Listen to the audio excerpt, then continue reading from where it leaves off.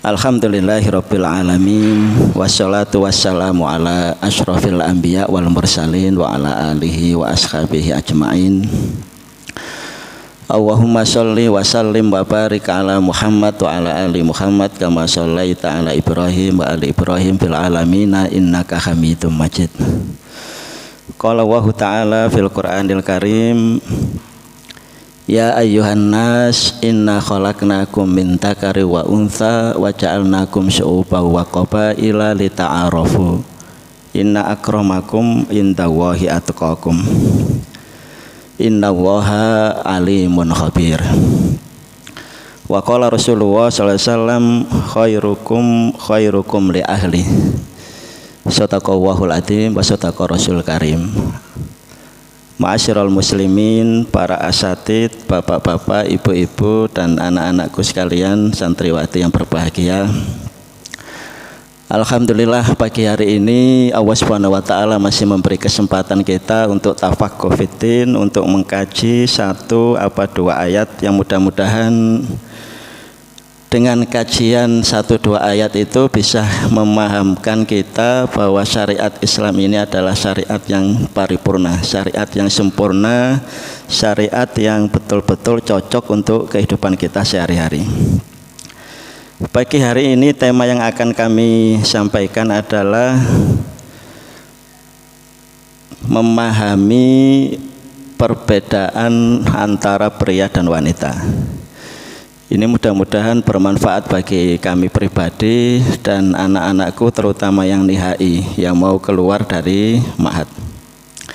Karena selama ini yang ada dalam fakta kenyataan adalah para asatid yang ideal.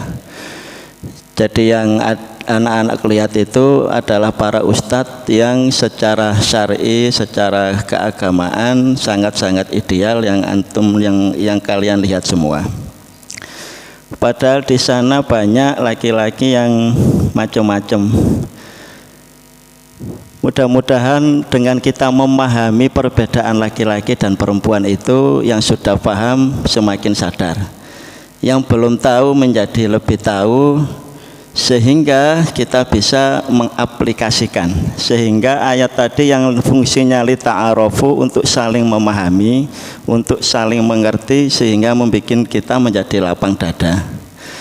Sehingga yang sudah berumah tangga itu akan lapang melihat istrinya. Sama ibu-ibu yang sudah berumah tangga akan melihat, oh ternyata pola suami saya, pola anak-anak saya itu secara fisiologis, secara hormonal, secara otak memang normal. Ma'asyiral muslimin rahimakumullah, berangkat dari ayat tadi bahwa manusia itu memang diciptakan berbagai aneka ragam, berbagai aneka sifat, dan juga laki-laki dan perempuan.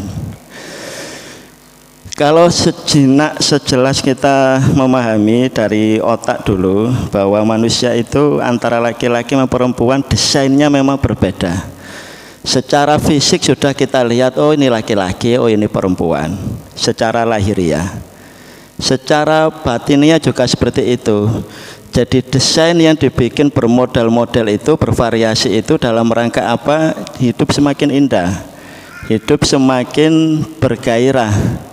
Dalam rangka apa? Nanti akan mencapai puncak, yaitu inna akramakum indallahi atqakum. Jadi kita berlomba-lomba mencapai atqakum. Begitu pula Rasulullah menyebutkan bahwa khairukum li ahli. Yang paling api ya paling bagus dia pemahamannya terhadap keluarganya. Kalau kita belajar sedikit tentang otak manusia, jadi memang didesain oleh Allah Subhanahu wa taala. Jadi otak laki-laki dengan otak perempuan itu berbeda. Jadi kalau ini otak laki-laki, ini otak perempuan ya. Yang pertama memang ukurannya sudah beda. Jadi kalau laki-laki itu kurang lebih 1,6 sampai 1,7 kilo. Perempuan hanya sekitar 1,5 ya. Di luaran sana anak-anakku sekalian, para santriwati, banyak gerakan yang namanya feminisme. banyak gerakan yang ingin menyamakan gender antara laki-laki dengan perempuan. Dalam syariat kita memang banyak hal yang secara hak dan kewajiban itu sama. Tetapi jangan lupa dalam surat An-Nisa Allah Subhanahu wa taala menyebutkan laisa dzakaru kal untha. Memang potensi laki-laki ya berbeda dengan potensi perempuan. Ini dalam rangka apa? Dalam rangka nanti dia ini menerima tugas syariah itu akan lebih cocok.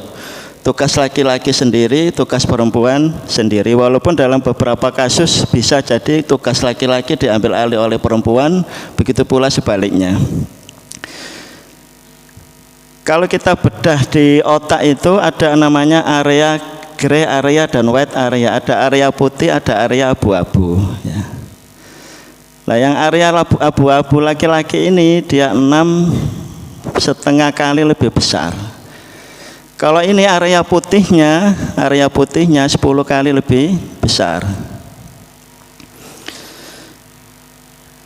Dari aspek anatomi saja, dari aspek bentuk aja ya. Kenapa area ini dia lebih besar? Ini menunjukkan kecerdasan.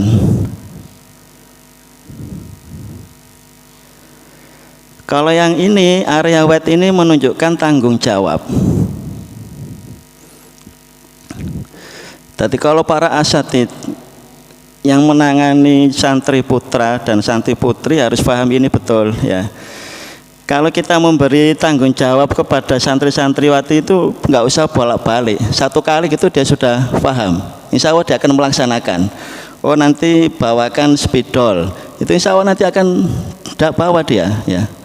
Sama ibu-ibu itu kalau mau anaknya berangkat sekolah atau berangkat ke pondok, pasti dia memberi pesan yang lebih banyak. Nak bawa ini semuanya akan disebutkan. Karena memang otaknya sudah melarinya ke sini, ke tanggung jawab. Tapi kalau laki-laki enggak, harus diulang-ulang. Jangan lupa. Oh saya menyuruh santri, nyuruh mengambilkan apa. Kadang-kadang sekali itu dia enggak jalan.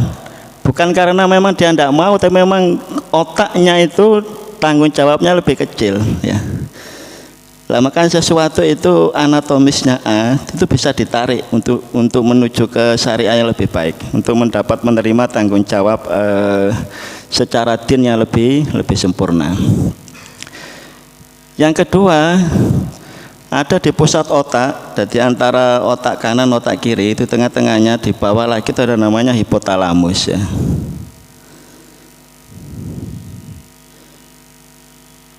Hipotalamus itu sentralnya mengatur minimal ada 4 ya.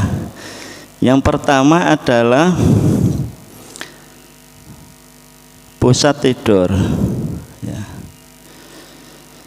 Jadi kalau anak-anak laki-laki kita, bapak-bapak kita kadang-kadang lebih gampang tidurnya. Lagi diajak ngobrol sama ibunya gitu, ternyata sudah tertidur. Ya ibu-ibu memaklumi aja, memang otaknya ini hipotalamusnya dia lebih besar, 2,5 kali lebih besar ya. Kadang-kadang ibu-ibu jengkel, iki bapaknya dijak ngobrol tiba-tiba ngantuk, turu. Nah, sama kalau misalkan para asatid ngajar anak laki-laki kok lebih banyak ngantuknya, ya kita harus lebih paham, oh kemungkinan memang respon dari otaknya ya. Jadi jangan sering menyalahkan. Oh pengajian ustadz ditonton pesertanya laki-laki kok lebih gampang ngantuk. Ya wis ben wae. Karena memang hipotalamusnya dia lebih besar. Ya. Yang kedua adalah hipotalamus ini sebagai pusat makan dan minum. Makanya kalau bapak-bapak kalau pulang dari kerja, pulang dari taklim, pulang dari mana-mana iku nek ibu-ibu takoke aja macem-macem sik. Takoki wis mangan apa durung, ya. Ya. Jadi biasanya kita lihat capek dan lelah itu kalau ditanya macam-macam sudah enggak nyambung. Tapi kalau ditanya Pak Bi sudah makan apa belum, dia akan lebih merespon, ya.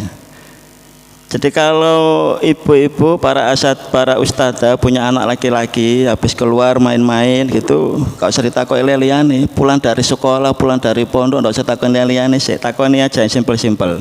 Sudah makan apa belum? baru nanti tanya yang lain-lain ya. Sama nih, misalkan bapak-bapak sudah taklim sampai malam ya ditanyai wis mangan durung. Nah nek dhek ngomong belum makan, ibu-ibu yang bingung. Golek panganan ini sudah jam 11 malam. Tapi memang gitu otaknya ya. Yang ketiga adalah dia pusat keamanan.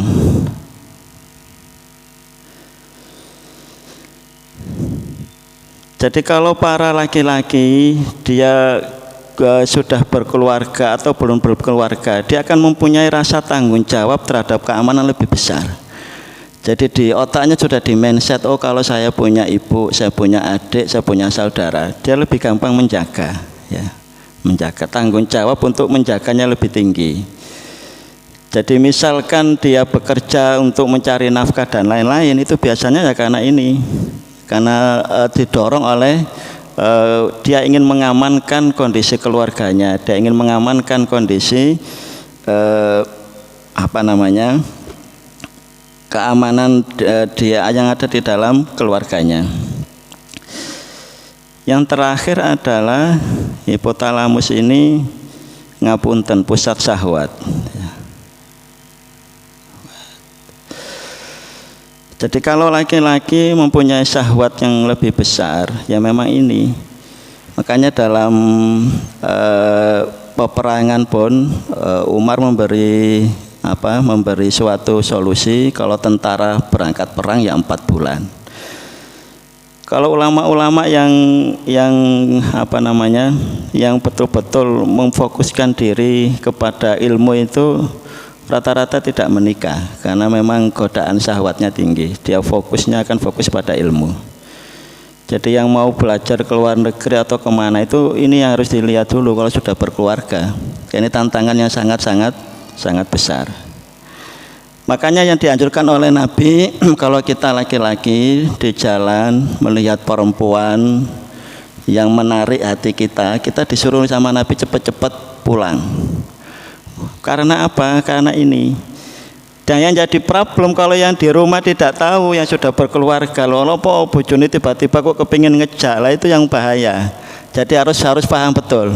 Kalau suaminya pulang kok ada kode-kode untuk mengajak, ya sudah dilayani.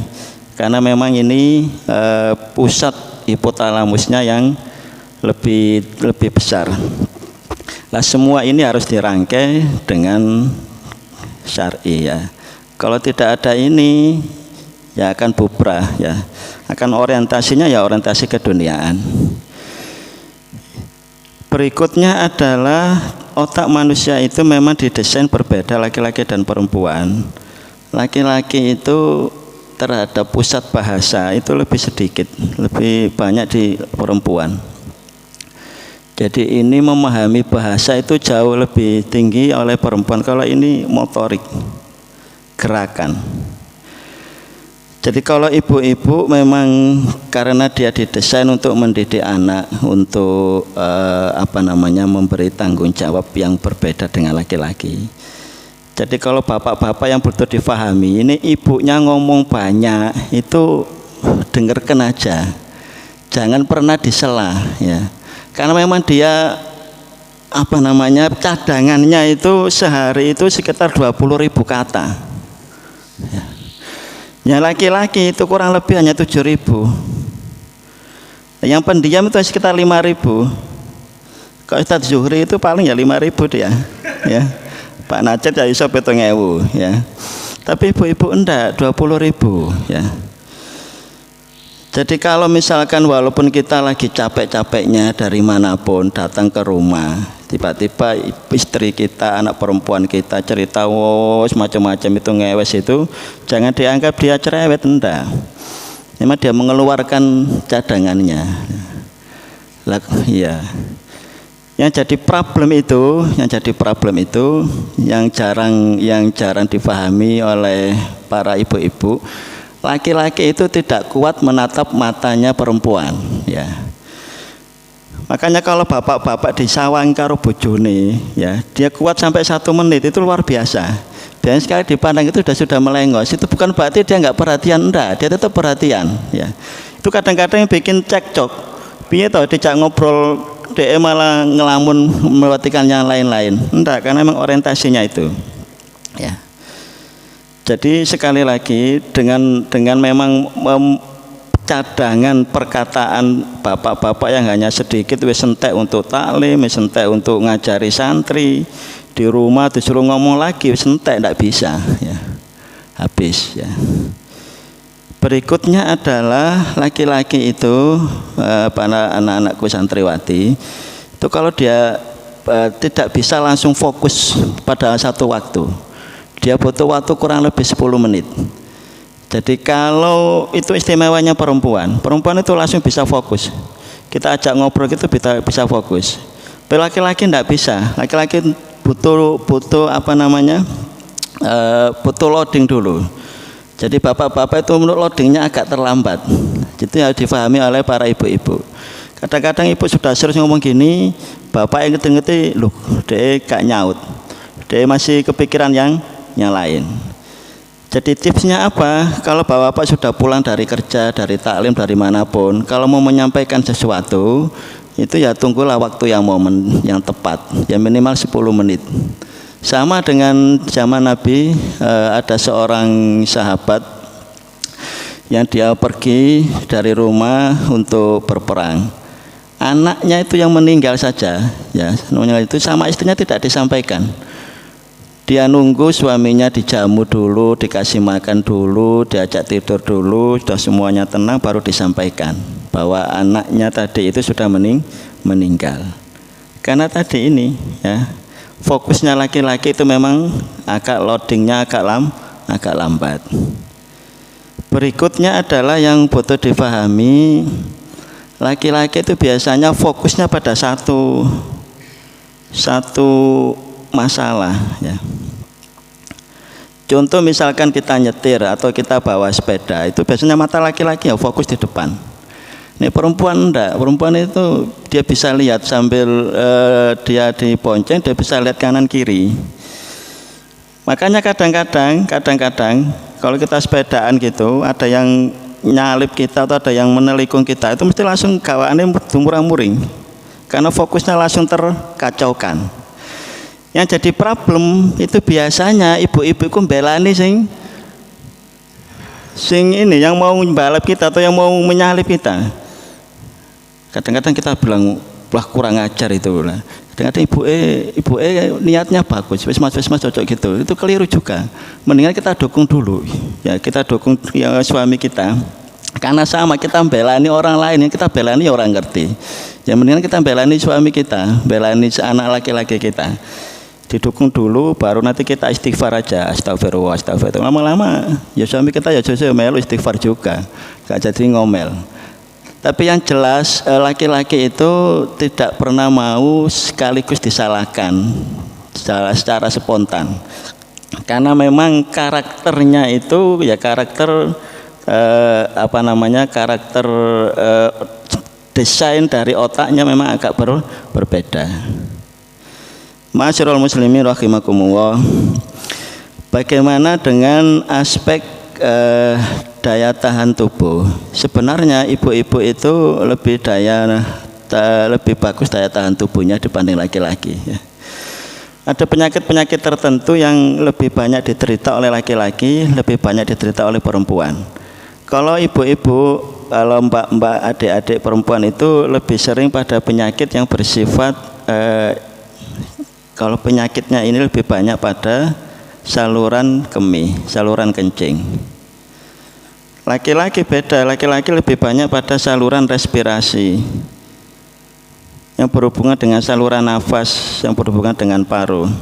Kenapa ibu-ibu lebih sering yang ini? Ya, karena anatominya berbeda. Ya, ini yang banyak problem ibu-ibu itu kadang-kadang tidak paham bahwa memang ukuran uretranya dia lebih pendek. Kalau laki-laki itu agak panjang. Beda ya, alat kelamin dengan ukuran saluran kencing itu berbeda. Karena ini ukurannya pendek, yang butuh difahami oleh para santriwati ya, karena daerah situ juga lembab. Yang pertama yang harus diingat-ingat itu jangan pakai celana dalam yang terlalu ketat ya. Ini penting ya. Kadang-kadang dia nggak bisa ngelihat ukurannya, dia tambah gemuk tapi celana dalamnya tetap. Nah, ini akan mengganggu ya. Yang kedua, pilihlah jenis kainnya itu yang bisa menyerap keringat ya. Karena daerah sini daerah yang lembab ya. Karena apa? Karena nanti ini juga berhubungan dengan faktor kesuburan. Kalau sering terjadi infeksi ya lama-lama dia naik ke atas ya. Yang ketiga, ini tidak jorok tapi memang harus disampaikan ya. Nabi juga menyuruh untuk memotong bulu kemaluan ya. Ini kadang-kadang risih, terutama nona-nona yang belum menikah itu risih untuk memotong bulu kemaluan, tetap harus dipotong. Walaupun tidak dicukur bersih tetap harus dipotong untuk menghindari ini ya, menghindari ini. Yang laki-laki karena dia banyak yang saluran nafas, karena memang dia lebih banyak di luar, ya dijaga. Kalau wudhu yang sering terlewatkan ya intisak dan intisarnya. Jadi kalau intisak kita bagus memasukkan air ke dalam hidung semaksimal mungkin, kayak keserenggok gitu, ngeluarkan juga maksimal, insya Allah ini lebih aman. Yang kedua adalah penyakit yang sering pada ibu-ibu adalah yang berhubungan dengan GI tract, gastrointestinal, berhubungan dengan sakit lambung ya. Berhubungan dengan emah, berhubungan dengan saluran pencernaan. Karena salah satu pemicu naiknya faktor asam lambung itu ya faktor pikiran. Kenapa dia lebih sering terkena ini? Karena pada umumnya wanita itu lebih banyak memainkan peran perasaan ya.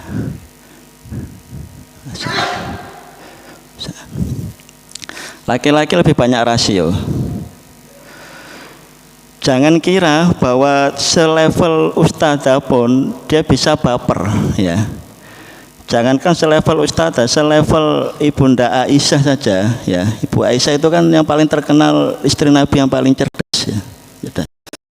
Dari 2000 hadis diriwayatkan oleh Ibunda Aisyah. Pernah dengar cerita Ibu Aisyah itu melempar piring yang isinya manisan? Pernah dengar ya? Jadi saat Nabi ini kumpul-kumpul sama sahabatnya ya, kebetulan Nabi ini membawa manisan, sepiring manisan yang dikasih oleh Hafsah. Hafsah ini istri Nabi yang lain, yang putrinya Umar ya. Itu sama Aisyah dibanting di depannya sahabat-sahabat Nabi. Apakah Nabi marah? Enggak, Nabi cuma senyum tok. Dan beliau mengatakan, itu loh ibumu lagi cemburu ya. Jadi kadang-kadang kita juga harus fair. Kalau istri kita cemburu ya kita ngomong aja ya. Karena memang lebih banyak perasaannya. Bukan karena Ibunda Aisyah tidak bisa mengendalikan diri, enggak ya, karena memang cemburu itu luar biasa. Cemburu itu artinya bukti sayangnya seorang istri terhadap suaminya ya. Jadi potensi perempuan untuk lebih melihat perasaannya itu ya sangat tinggi. Jadi kalau bapak-bapak diomeli istri itu jangan dianggap bahwa istri itu tidak sayang kita, enggak, karena sayangnya itu dia sehingga meluapkan perasaannya kepada kita. Kalau dia nggak meluapkan perasaannya itu malah bahaya, terjadi penyakit namanya depresi. Sampai malah ngobat ke malah kangelan. So harus dibawa ke psikiater dan lain-lain karena terbawa kelainan atau kegangguan jiwa. Saya punya satu buku, ini penting untuk bapak-bapak itu dibaca. Dia bukunya tidak terlalu tebal, tipis ya. As-Sofahatul Ulama wal Anbiya wal Auliya ala Sobri Zaujat. Dan ini kuno diceritake. Jadi mulai sahabat Nabi, ulama-ulama, wali-wali itu yang sabar terhadap omelan-omelan istrinya. Ada satu cerita di buku itu ya. Ada seorang generasi tabi'ut tabi'in ya.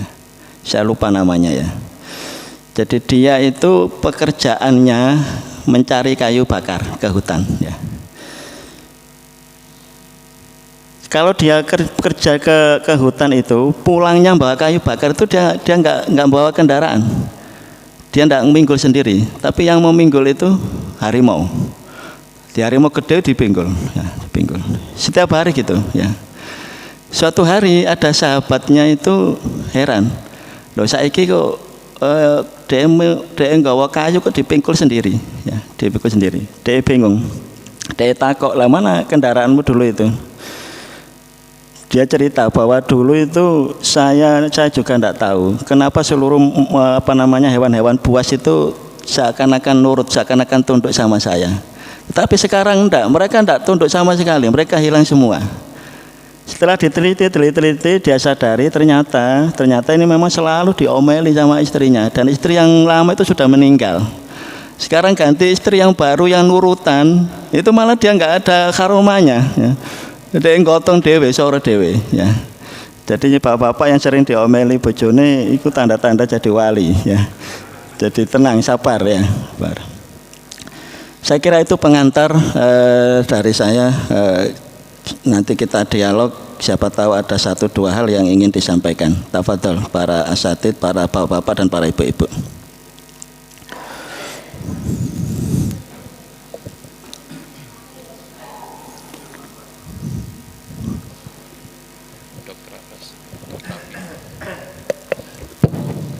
Bismillah. Assalamualaikum warahmatullahi wabarakatuh. Waalaikumsalam. Ratu Saba itu kan salah satunya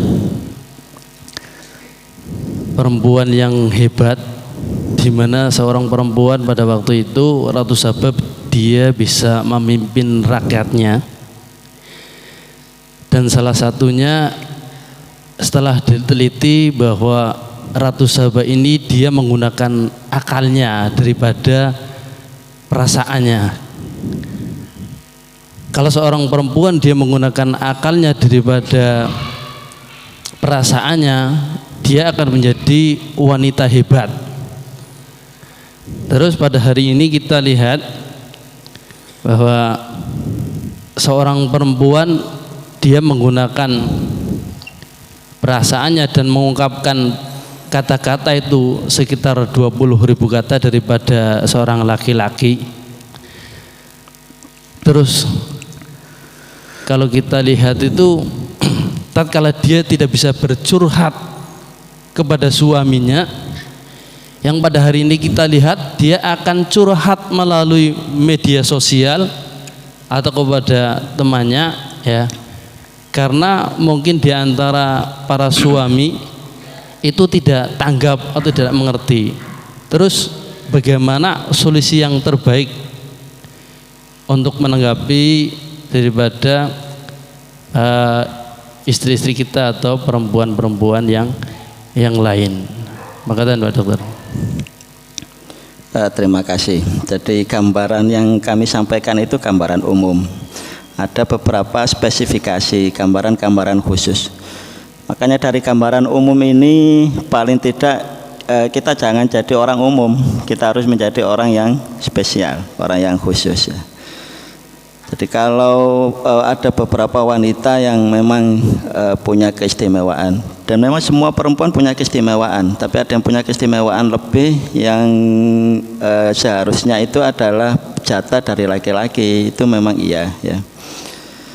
Ada satu hadis yang ini menjadi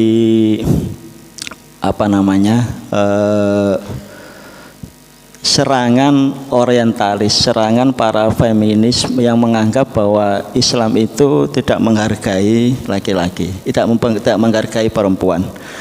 Ada satu hadis yang hadisnya panjang, intinya adalah bahwa perempuan itu lebih banyak yang masuk neraka, ya. Kenapa lebih banyak masuk neraka?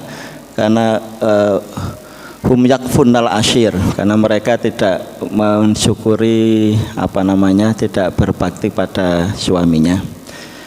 Di lanjutan hadis itu disebutkan bahwa perempuan itu adalah naqisatul akli waddin. Di redaksi yang lain naqisatul akli wa naqisatiddin.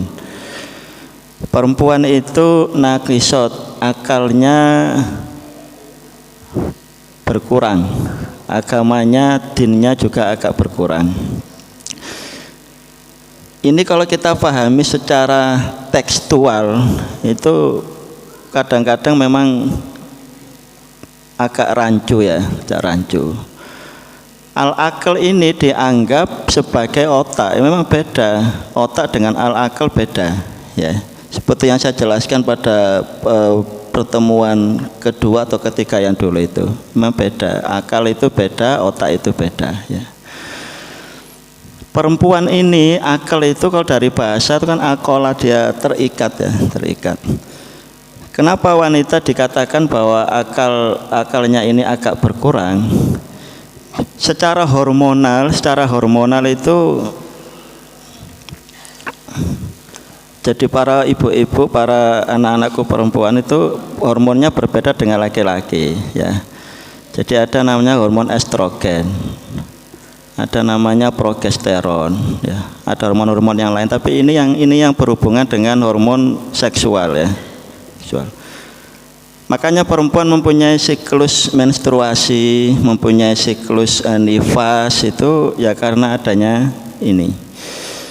Saat estrogennya tinggi, saat progesteron tinggi, itu memang bawaan suasana hati akan berubah, karena mekanisme tubuh juga akan berubah. Itu yang dijadikan bahwa ini loh akalnya akan berubah, karena memang dia berubah, karena dia akan berkurang. Jadi ini akan naik turun. Sama nanti ada masa namanya menopause, masa sudah ibu-ibu sudah tidak menstruasi, itu juga akan berubah lagi ya. Sehingga ini yang harus difahami, jangan tekstualnya tapi kontekstualnya ya, tekstualnya. Karena Islam ini memberi porsi yang sangat sempurna kepada wanita ya, sehingga ada job-job tertentu yang memang lebih bagus tidak diisi oleh para ibu. Dalam rangka apa ya? Dalam rangka sama dengan persaksian ya. Persaksian itu dalam Al-Quran laki-laki 1, perempuan 2, syahidah ini ya. Itu laki-laki, ini yang perempuan. Ini juga bukan dalam rangka diskriminasi, enggak ya, dalam rangka menyesuaikan desain fisiknya memang berbeda, desain psikologisnya sudah berbeda. Untuk yang din juga seperti itu, karena saat dia menstruasi, saat dia nifas, dia tidak bisa melakukan seperti sholat, puasa dan lain-lain, ya nanti juga akan mengurangi dari naqisatud-din. Kembali ke tadi itu, bagaimana kalau perempuan itu kelebihan kelebihan bahasanya sehingga dia harus mengeluarkan di media sosial dan lain-lain. Ya sekali lagi ini kita sampaikan pada bapak-bapak biar lebih paham, lebih banyak meluangkan waktu yang sudah punya istri, bahwa istri kita itu ya butuh didengerin. Wis rungokno tok sudah, nggak usah komentar, nggak apa-apa. Ibu-ibu itu seneng kalau suaminya dia lagi cerita itu kita dengerin sudah. Yang jadi problem itu ya saat kita dengerin ya rotok fokus saiti lah ya. Tadi itu ya jangan memang persediaan kita sedikit, tapi kita belajar karena memang ibu-ibu itu, anak-anak perempuan kita itu lebih seneng kalau kita perhatikan, dan dia memang punya ekstra 20.000 kata. Ya kita maksimalkan ya. Jadi kita yang mengatur. Makanya bahasanya lita'arofu, untuk saling memahami. Kan percuma kita hidup 10 tahun, 20 tahun dengan istri kita, ternyata kita tidak paham. Pikirannya Pak Abbas pengen ganti ibu yang baru, percuma, nanti dapatnya juga sama. Perempuan itu ya sama, desainnya sama. Ya mendingan kita rubah mindset kita. Makanya persepsi itu penting. Jadi persepsi itu, contohlah banyak yang disampaikan para penceramah. Kalau ada orang buta 10, dia meraba meraba gajah, mesti yang satu meraba ekornya pasti berbeda, yang meraba kepalanya juga akan berbeda. Lah persepsi itu kalau dari semua sudut kita gabung, itu akan menjadi potensi yang luar biasa. Sama kalau kita persepsi kita melihat perempuan ini problem, ya akan jadi problem terus. Sama ibu-ibu kalau melihat persepsinya laki-laki ini problem, ya akan jadi problem terus. Mindsetnya dirubah, persepsinya dirubah. Jadi kalau suami kita yang seperti ini, oh saya memahaminya seperti ini, ya kita sinkronkan, kita pahamkan.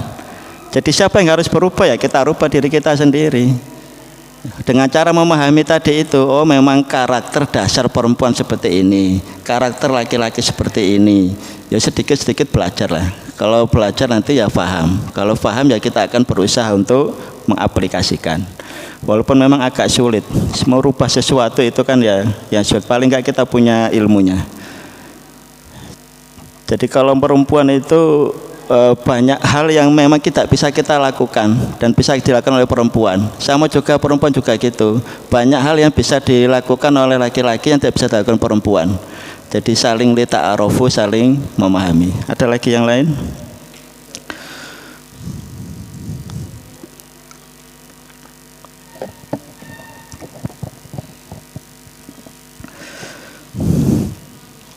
Bismillahirrahmanirrahim. Assalamualaikum warahmatullahi wabarakatuh. Waalaikumsalam. Saya pernah membaca jurnal pendidikan dari 5 anak di kelas. Ternyata 4 dari 5 anak itu yang ranking itu perempuan. Pertanyaan saya, padahal kapasitas otaknya perempuan atau volume otaknya tadi sekitar 1,5 kilogram, mengapa hal itu terjadi? SD, SMP, SMA, kuliah? Itu tidak tahu saya, tapi itu dari jurnal pendidikan itu, dari 5 anak yang ranking, 4 anak itu didominasi oleh perempuan. Jadi hanya 1 laki-laki, dari 1 sampai 5. Kemudian yang kedua, bahwa perempuan itu diciptakan dari rusuk Adam, jadi dari sebelah kiri. Kemudian rusuk itu bengkok. Jadi dipandang bahwa perempuan itu cenderung bengkok. Oleh karena itu dia harus dilindungi dari kulit, dilindungi dari tangan. Itu bahasa yang sering dipakai.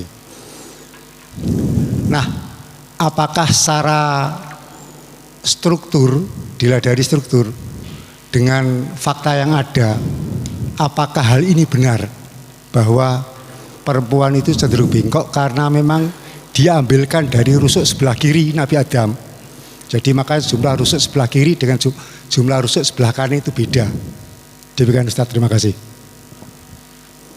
Terima kasih. Saya coba menjawab yang pertama. Sayangnya tidak disebutkan ya jurnalnya itu klasifikasi anak-anak. Kalau di bawah 13 tahun berarti usia SD itu memang pasti akan lebih banyak perempuan yang lebih ranking karena dia lebih cepat matang ya. Saya baca Yusuf Qaradawi, dia memberi penafsiran gini. Kenapa perempuan itu lebih cepat akil balik dibanding laki-laki ya. Rata-rata perempuan itu umur 9, 10 sekarang sudah akil balik.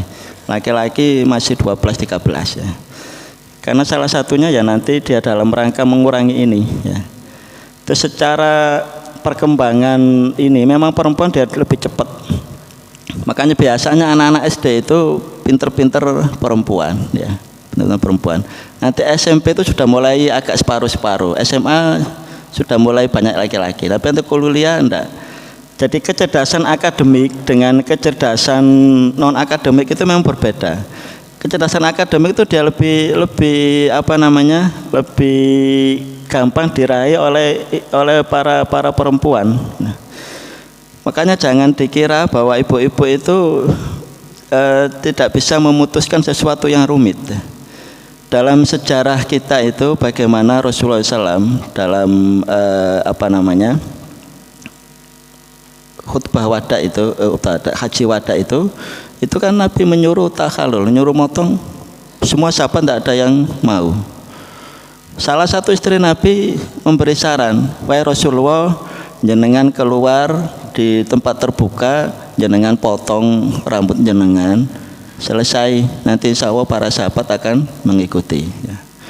Bayangkan sesuatu yang tidak pernah terbersit oleh seorang laki-laki itu bisa terbersit oleh seorang perempuan, dan itu sering kita alami. Kadang-kadang sudut pandang kita itu, loh ternyata bojoku iso nyawang itu kok kono, kadang seperti itu. Jadi ada sisi-sisi tertentu itu, makanya disitulah keistimewaan Allah Subhanahu Wa Taala menciptakan pasang-pasangan itu indah. Sesuatu menjadi indah itu karena kita nikmati. Tapi sesuatu itu menjadi beban kalau kita tidak menikmati. Ya. Jadi nikmati aja. Oh kadang-kadang memang perempuan itu indahnya di situ. Ya. Sama ibu-ibu juga gitu. Ternyata indahnya laki-laki itu di situ. Jadi kalau kecerdasan ini memang secara faktual itu, kalau akademik ya, akademik itu memang lebih menonjol perempuan. Makanya anak-anak saya 1 sampai 4 itu ya rata-rata di kelas rata-rata ya ranking 1 maksimal ya 2. Sama di pondoknya juga gitu. Karena memang perempuan ya. Yang kedua laki-laki perempuan diciptakan dari tulang rusuk Adam saat Adam mengeluh tidak punya pasangan. Di kitab-kitab tafsir itu hati-hati, ada yang namanya Israiliyat ya. Jadi di tafsir yang simpel aja, tapi yang kandungannya luar biasa. Jalalain itu juga masih banyak Israiliyatnya. Saya punya satu kitab itu Israiliyat yang ada di kitab Jalalain. Ada juga saya punya satu buku lagi Israiliyat di kitab-kitab tafsir. Itu memang banyak cerita yang kadang-kadang kelihatan sohih ternyata enggak. Nah, apakah seorang istri harus dilindungi karena dia memang diciptakan dari tulang rusuk kita? Jangan berpikiran superior dulu. Kadang-kadang bapak-bapak ini yang butuh perlindungan dari ibu-ibu ya. Jadi banyak kondisi itu malah laki-laki itu rapuh, ibu-ibu yang lebih kokoh ya. Jadi memahami al-rijalu qawwamuna 'alan nisa itu jangan qawam terus jadikan pemimpin segalanya, enggak. Ada aspek-aspek tertentu itu kita butuh perlindungan istri kita ya. Jadi saling mengisi ya. Jadi proporsi perlindungannya di sisi mana ya kita harus tahu. Kadang-kadang pemikiran kita itu karena kita diciptakan itu fokus ya, kita itu difokus. Perempuan itu bisa lihat kanan, bisa lihat kiri ya. Dalam satu pekerjaan itu laki-laki secara umum, ini secara umum ya, bukan laki-laki yang khusus, laki secara umum itu dia hanya bisa mengerjakan satu pekerjaan. Beda dengan ibu-ibu, dalam satu waktu dia bisa mengerjakan banyak pekerjaan ya. Ya dia bisa sambil masak, sambil gendong anaknya, sambil nyapu, itu bisa semua. Nah, itu luar biasanya ibu-ibu. Laki-laki tidak bisa ya. Laki-laki itu sangat sulit ya, satu pekerjaan selesai baru ganti liau ya. Makanya kita harus lebih banyak memperhatikan istri kita, anak-anak perempuan kita. BB ini selama ini kita nggak ngerti bahwa mereka itu luar biasa keistimewaannya yang kita tidak sadari ya.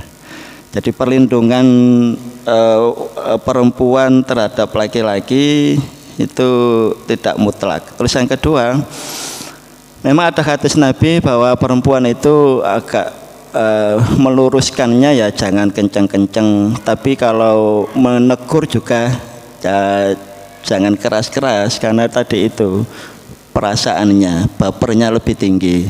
Kalau laki-laki memang lebih rasional. Makanya Rasulullah memberi tuntunan. Nek ngilingke perempuan ya harus beda dengan laki-laki. Ini para ustadz yang harus difahami, yang ngajar laki-laki, ngajar perempuan. Ojo dipadake. Sikap yang diambil untuk santri laki-laki harus berbeda dengan sikap yang diambil untuk santri perempuan. Karena memang desainnya berbeda. Nabi juga mengajarkan seperti itu. Jadi jangan dipadake aturan laki-laki podo aturan perempuan, enggak bisa ya. Cara negurnya juga harus berbeda. Ya kita sama-sama belajar. Ya yang ngomong juga belum tentu bisa mengaplikasikan dalam kehidupan sehari-hari. Tapi paling tidak nih diulang-ulang itu ya akhirnya kita terlatih untuk menuju yang ideal. Ada lagi satu lagi pertanyaan. Dari perempuan tidak ada. Dari akhwat, dari ibu tidak ada. Monggo Pak Abbas.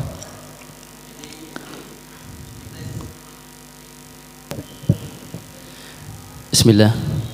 Secara fisik itu kan laki-laki lebih kekar, lebih kuat daripada perempuan, sedangkan perempuan lebih lemah. Tetapi selama ini kita lihat itu banyak diantara kita sendiri dan orang yang lain yang tentunya sudah berumah tangga, tatkala dihadapkan dengan kenyataan, salah satu contoh misalkan kita menggendong anak saja, kadangkala 5 menit 10 menit kita sudah tidak kuat. Tetapi tatkala ada seorang ibu-ibu, dia menggendong anaknya berjam-jam, bahkan 1 hari dia kuat. Kalau secara fisik laki-laki itu adalah lebih kuat daripada perempuan. Nah ini yang jadi pertanyaan saya, mungkin ada sesuatu apa yang perlu kita ketahui Dok dari pertanyaan ini ya, atau mungkin perempuan punya kelebihan apa ya, sedangkan secara fisik laki-laki adalah lebih kuat daripada perempuan. Tapi tatkala kita menggendong anak kita 5 menit 10 menit saja kita sudah mengeluh luar biasa, bahkan tidak mau gitu angkat tangan seperti itu. Makasih Pak Dokter. Terima kasih. Sajane ya roto nggak bener. Perempuan lebih kuat daripada laki-laki ya. Jadi jangan dibalik, laki-laki lebih kuat dari perempuan. Enggak, perempuan lebih kuat dari laki-laki ya. Sampai ngangkat 2 telur aja kangelan, ibu-ibu ngangkat 2 gunung ora kangelan ya. Jadi bayangan bahwa laki-laki lebih kuat itu tidak 100% benar. Untuk kekuatan yang bersifat bersifat non abstrak itu iya, tapi kalau yang abstrak enggak, lebih kuat perempuan. Ketahanan perempuan itu lebih tinggi, tetapi dia memang lebih rentan terhadap ketahanan yang bersifat psikologis ya. Jadi kalau ketahanan fisik itu, maka saya tadi sebutkan bahwa imunitas perempuan jauh lebih tinggi, daya tahan tubuh perempuan jauh lebih bagus ya. Yang agak rentan memang ketahanan psikologisnya. Nah di situ yang harus kita pahami, yang harus kita banyak belajar tentang psikologi perempuan, psikologi istri-istri kita ya. Ketahanan fisiknya jauh lebih kuat perempuan ya. Contoh bapak-bapak kalau tidur itu seangker, sekali ngopo-opo, tapi ibu-ibu enggak. Ibu-ibu itu dia dalam tidurnya itu dia masih mengingat sesuatu. Makanya kalau anak rewel, anak nangis itu biasanya yang bangun pertama itu tuh bapak ibu Kadang-kadang ono sing tangi bapak tapi dia nangi bojone. Bu mimik lho anake ngompo lah. Iya. Nah. Makanya mulai nanti malam Pak Abbas niate turu ya pijetono bojone to ya. Saiki bojone ku pujaannya banyak ya, banyak. Jadi masyarul muslimin rahimakumullah, untuk bapak-bapak dan ibu-ibu mari saling memahami kelebihan dan kekurangan kita dalam rangka apa? Biar hidup kita itu semakin bahagia ya. Karena bahagia itu diciptakan. Makanya dalam ayat yang selalu dibaca dalam pernikahan itu kata-kata pertama kholaqa, tapi kata-kata 2 itu ja'ala. Ya, jadi dia menciptakan sakinah, mawaddah, warahmah. Pernah kami sampaikan bahwa kholaqa dengan ja'ala itu berbeda. Kalau kholaqa itu sudah otoritasnya Allah Subhanahu wa taala, tapi kalau ja'ala itu ya harus ada effort kita, harus ada usaha kita. Jadi kita harus menjadikan keluarga kita itu sakinah. Jadi ojo pasrah bongkoan karena Allah ndak. Makanya bahasanya pakai ja'ala lakum. Jadi untuk kamu ini ki apa carane sakinah, ya usahamu dewe. Agar kamu mawaddah, saling mencintai. Yang jadi salah paham itu kita membangun rumah tangga, kita punya istri, kita punya suami. Kita sebagai suami kadang-kadang berharap istri kita paham kita. Sama juga dengan gitu, istri yang selalu menikah dengan suaminya dia berharap bahwa suaminya itu paham dengan dia. Kalau kita selalu menuntut ben bojo dewek paham dengan kita, itu tidak akan pernah selesai, tidak akan pernah bahagia. Yang kita rubah adalah kita memahami istri kita. Ojo diwale, istri kita harus memahami kita, keliru. Tidak akan pernah ketemu ya. Jadi kita memahami istri kita memahami suami kita ya. Jangan berpikir kepengen ganti, podo wae sudah ya. Jangan juga berpikir untuk nambah, walaupun secara syar'i nambah itu diperbolehkan. Tapi untuk bapak-bapak yang harus menjadi perenungan ya.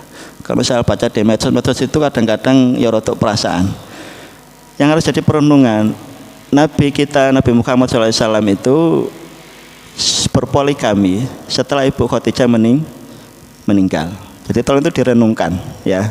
Jadi di Rasulullah berpoligami itu salah satu poinnya itu setelah Ibu Khadijah meninggal ya.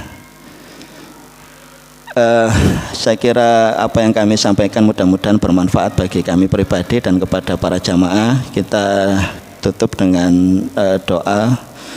A'udzubillahi minasyaitonir rajim. Wa shalli ala Muhammad wa ali Muhammad kama shallaita ala Ibrahim wa ali Ibrahim fil alamin innaka Hamidum Majid. Allahumma ansur mujahidina Palestin, Allahumma ansur mujahidina Palestin, Allahumma ansur mujahidina Palestin. Waj'alna minhum bi rahmatika ya arhamar rahimin. Subhanaka Allahumma wa bihamdika nasyhadu an la ilaha illa anta nastaghfiruka wa natubu ilaik. Wal afu minkum. Wassalamualaikum warahmatullahi wabarakatuh.